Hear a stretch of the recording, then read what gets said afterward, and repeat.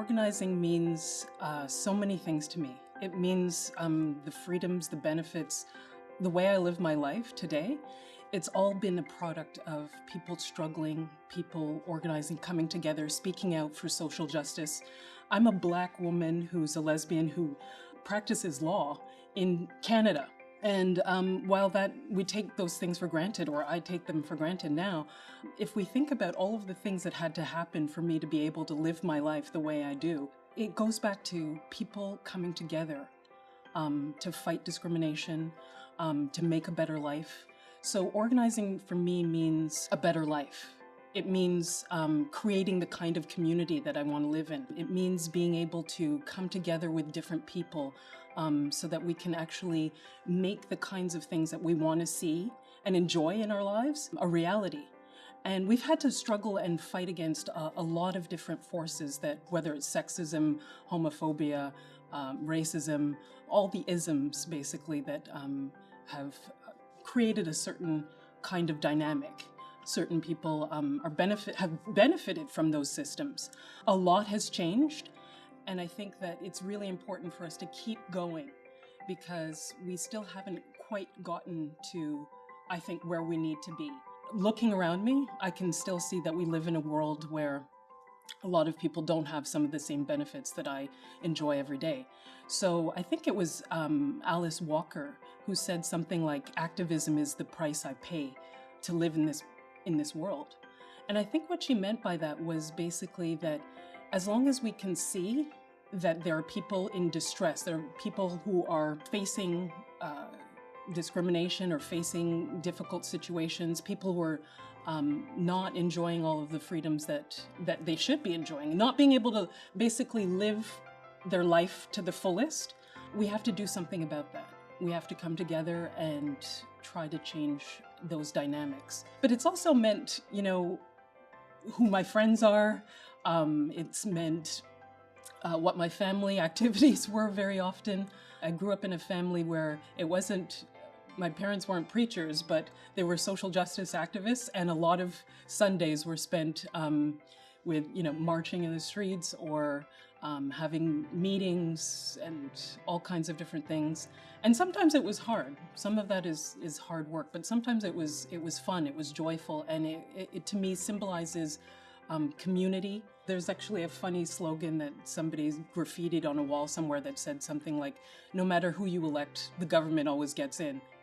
We have to be more active. We have to make our presence felt. We have to not rely on like a sort of restricted definition of what democracy really is. We're often sold a bill of goods that says, oh, well, democracy is, voting on a certain day. But that's just really only a very tiny part of it. And I think with the kinds of forces that we're seeing now in the United States and here, we're reminded that democracy is something that happens in between elections, when people make their voices heard, when people make their presence felt, when people organize and come together and say no to what we don't want, but also where we kind of fashion some of the solutions that we do want to see happen. So I think we're increasingly moving into a time when we are going to have to say no quite strongly and clearly, whether it's no to pipelines or no to the mismanagement of public monies. I talked about transportation. I mean, people are struggling to just get to work. If I think about all of the many people I know who are struggling to just find decent childcare that's affordable. If I look and think about, reports in the media about sexual assault and violence against women, I don't see politicians talking about those issues on a day-to-day basis. I don't see our representatives talking about or really being in touch with how much work we still need to do on all of those issues. There are many challenges in terms of organizing. I've been in a lot of different situations, and I can talk about a few of them. Sometimes when you're working with a group of people and we all come from different backgrounds with different perspectives, different life experiences, that in itself can pose a challenge because we don't always approach a situation or a problem from the same vantage point, and we don't always have the same idea in mind about how the change should happen. For example, in the women's movement, I've been in situations where women were working together from various different racial backgrounds. And there were some times when we had difficult conversations, and when, there was tension in the room. Those are the moments when we're really not prepared for them as a society. There's nowhere where we really consistently talk about the things that in society, in history, have divided us. And so we don't always have the language, we don't always have the tools for how to talk about race, how to talk about racial difference, or how to talk about any kind of the other differences that we might experience in our lives, whether it's we're living with a disability, or we're in a same-sex relationship, or we're transgendered, or we're coming from all of these different multiplicities of points. I've experienced situations where people took something that was said personally, and it's created a disruption. And it's been a long process to kind of try to work through that and find out what is the right solution. Sometimes it didn't work out. Sometimes people, just were at loggerheads with each other, and it didn't work out. But I think what was important was that we recognized those moments. And then we tried to sit down later on and analyze them and say, what went wrong there? What could we have done differently? So a lot of this stuff is that we're making it up as we go along. We're trying to figure out how do we actually work well together as a diverse group of people who, come from different backgrounds and different experiences. One of the things that we came to understand later on is that we needed to set a framework for the discussion in the beginning, and kind of have the discussion and just make it explicit that, look, we're not all coming from the same experience. We have this diversity of opinion and life experience, and we need to keep that at the center and the forefront of our minds. We also need to practice listening to each other better, and we have to acknowledge that while we can be well-intentioned and want the best and think of ourselves even as progressive people, we've nevertheless all been raised in a society that has, over time, practiced actively or subconsciously even systemic discrimination of different forms against different people. So it's giving people more education about that.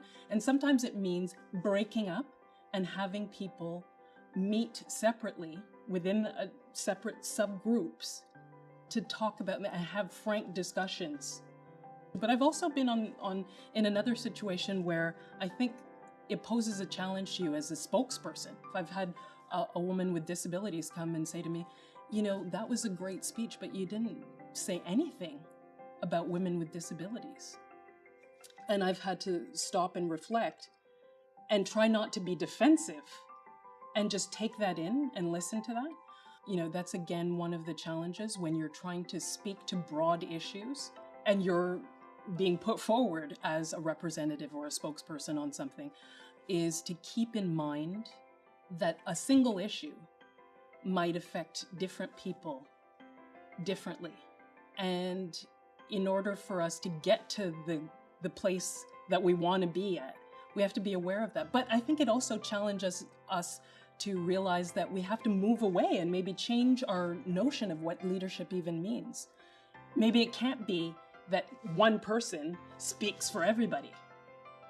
And in fact, we need people who have had all kinds of different experiences to be able to come forward and also have a voice.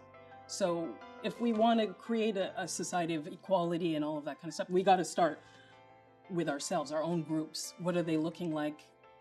Have we taken into account all of the members of the community? What are we talking about with organizing even? We're talking about sharing power. It all comes down to sharing power. That's at the root of people being able to live freely, being able to live joyously, people being able to do what they want to do. What does it mean, though, within our own organizations? We have to start with us, because we can't manifest something that we ourselves are not showing. So with us, we have to start talking to how do we share power? Who are the people that we have around the table when we're talking about a problem? Is it the people who are most affected by the issue? Is it people with a diversity of different points of view? And diversity comes in many different guises. It's not just men and women and people with disabilities and transgender people and same-sex and heterosexual and immigrant and people who live here, but it's people who think differently. A lot of that is informed by the way we live our lives, but it's also by having a committee, having a meeting or whatever, where people are encouraged to raise their voices and where we're actually encouraging honest, frank discussions with each other about the realities that we're facing. We can't sit in a room and just come up with a bunch of talking points that sound good and that we think we've analyzed the problem, but did we go out and actually talk to people who are living this day to day? It's not going to work. And the other thing is, not only is it not going to give us a solution that's going to work for everybody, but we're actually not going to be able to turn to the community and ask them to support that when we go and confront the decision makers and all of those people who are hiding behind closed doors. Because people will say, I don't feel that this really represents me. And so if we don't energize people and get people involved and engaged, because we're talking about things that are real, we're talking about things that go on in their lives every single day, then we're just gonna stagnate, if you ask me. So, that's one of the challenges. And I think another challenge of organizing is just keeping that optimism and hope that we're gonna be able to be successful. And that's something that I've confronted many times, because the issues that I've worked on have been tough issues. When I was a kid, one of the first times I went to a funeral parlor was actually to see a man who had been shot and killed, named Albert Johnson. He was shot and killed in his own home in front of his family by the police, and he was unarmed at the time. And that really galvanized the Black community in Toronto. And it just had a lasting impact on my life. I thought, this is so wrong. This is so unjust. How could this happen? How could this happen in this man's home, in front of his wife, in front of his daughter? I remember feeling, as I walked with my own parents, very vulnerable at that moment. But as I saw people coming together, all kinds of people that I'd never seen before, walking in the streets, saying that it was wrong, protesting loudly, and demanding change, that was the time when I thought, okay, we do have some power. It's the reason why I decided that I was going to try to use my voice to speak up for people who have had their rights taken away. The first step in organizing is actually, I think, it starts with the individual. I remember reading a quote from Harriet Tubman, and she said, "I freed 1,000 slaves. I could have freed 1,000 more if only they had known they were slaves." And I think what she meant by that was, you've got to start from the place of realizing what's wrong and making a decision that you're not going to accept it. And so step number one, I think, is what is the issue that you want to change? What is it that you want to organize around? Then from there, you go to examining, what's the information that I need to gather in terms of how did this problem get created, who's affected, who's involved in potentially continuing to make this situation exist as it is. And that leads you to talking with a lot of people, creating that dialogue, that positive dialogue that leads to the fourth step, which is, what are the solutions? I think, a lot of the time we go out into the streets, or we are not happy with the situation and we say no. There's a lot of no, no, no. But I really think we're moving into a time when that's not going to be good enough anymore. We're really going to be having to be the ones who create the solutions and offer up, here's a plan, here's a different vision, here's a different road that we can go down in community. What has community organizing led to? It's led to so many different things. It's led to one of the most important things, I think, is an awareness of what some of the issues are that have been hidden or suppressed or that we never learned about in school that really affect us and impact on us. So for me, when I think about different issues like climate change, we have a greater awareness because people mobilized of the way that we're interacting with the planet and the need for a healthy environment. Whether it's an end to apartheid, that's change. We saw Nelson Mandela released, we saw free and fair elections in South Africa.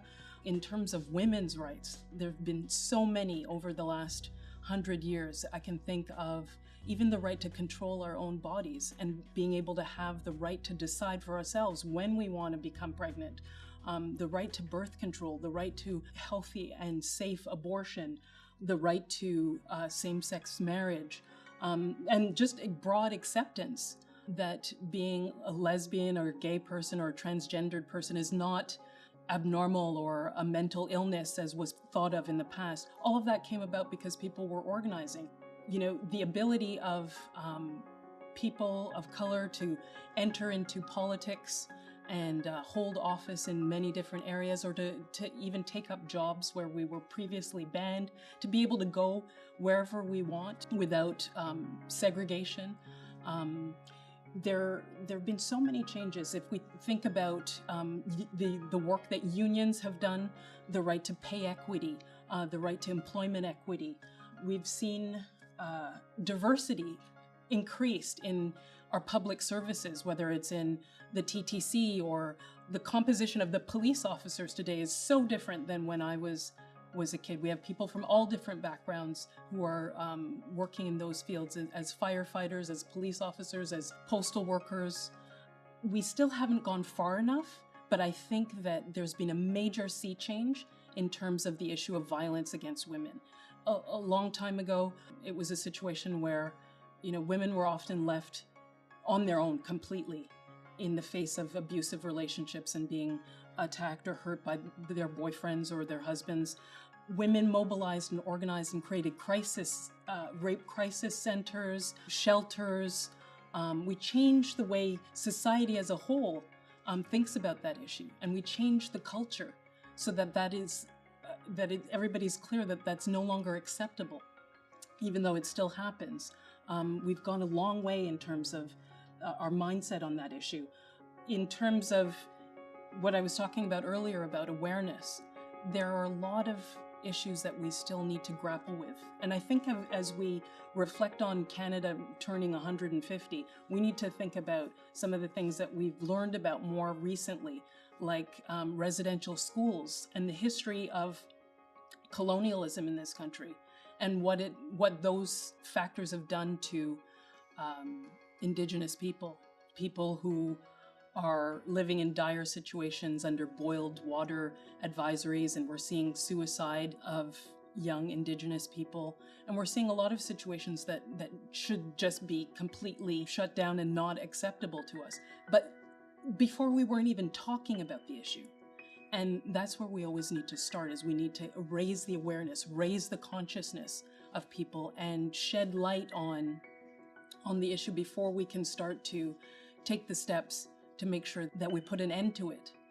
There's so many things that we take for granted, even like issues around safety in our workplaces, a ban on smoking, all kinds of different little issues that affect our day-to-day lives that were all a result of people organizing and saying, wait a minute, something's not right here. We can do better. If I were trying to advise people about, how to support public education and getting teachers and active in working with the community around that, I would say, don't start that work when there's a crisis. Start to build the relationships now, because it's so much easier to work with friends, people that you know, people whose concerns you know about, whose life circumstances you know about, If you want support from the community, know that community and be supportive of that community. Know about your children's lives outside of the school. Know about their parents' lives, their families' lives. And how do we know about that? We know about it by talking to people and by bringing them in. Maybe there's other opportunities to get those dialogues happening. Maybe there's new creative ways that the school outside of classroom time can be used by teachers and community. If you want solidarity, go forward by creating it. That just means that it's so much easier to know and have the confidence and trust build between two groups of people when there's a mutual support and it's not just a one-way street. I was talking before about how some of these battles, some of these issues can be tough. They can take a long time. We have to have a lot of meetings. The meetings can be contentious sometimes and people can be arguing or not agreeing with each other. But when we know who's in the room, that's when the trust builds. When we keep the dialogue and the friendships start to mesh and be created, and we have the idea that we all have the same goal at the end of the day, we're much better able to succeed in our long-term projects.